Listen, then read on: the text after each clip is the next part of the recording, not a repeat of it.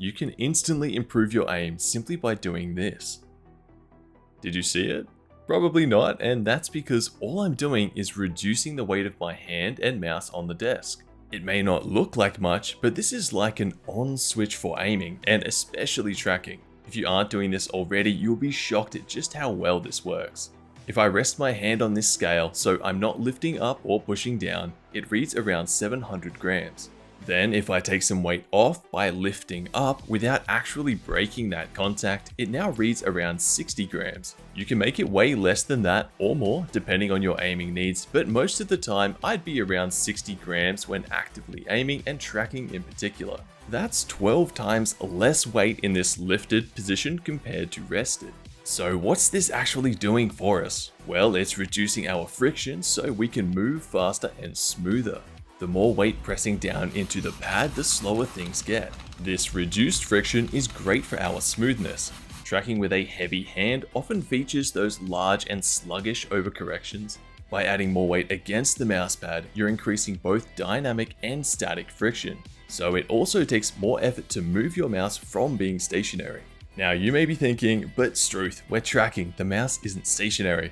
Well, for a moment it kind of is, at least against strafing targets. When you change direction, there's a moment of stillness, much like the apex of throwing an object into the air. When you have to overcome a lot of static friction, that extra effort often leads to over-aiming once you break free. By reducing the weight, you can change direction quicker and more smoothly or more gradually. Instead of accidentally flicking left and right, you can actually track throughout the entire motion. It's also a great tool for flick shots. You can flick much faster, so you have a better chance at landing your shot where you intend to before the enemy can move away. I wouldn't say it's easier to stop the flick with this reduced weight. When you're pressing down, you can instantly come to a dead stop. But what it does do is enable you to stop your flick closer to where you intend more reliably. You may not stop dead in your tracks, but you'll at least be closer to the mark more often.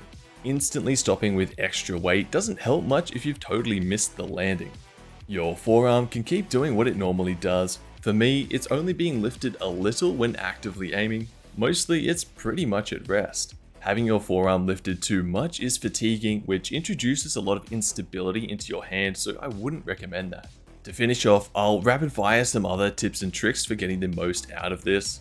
Reduced weight isn't always optimal. Adding weight increases precision and reduces speed. This can be useful for sniping, long-range aiming, and small, delicate aiming movements in general. Once you become more comfortable with this technique, try adjusting the weight dynamically to suit your situation. If you are already on a very low friction setup, this may be overkill or the benefits may be diminished compared to medium or controlled setups. This technique works really well in conjunction with fingertip skating. Remember that we're just reducing the weight of our hand and mouse, not actually lifting it off the mousepad.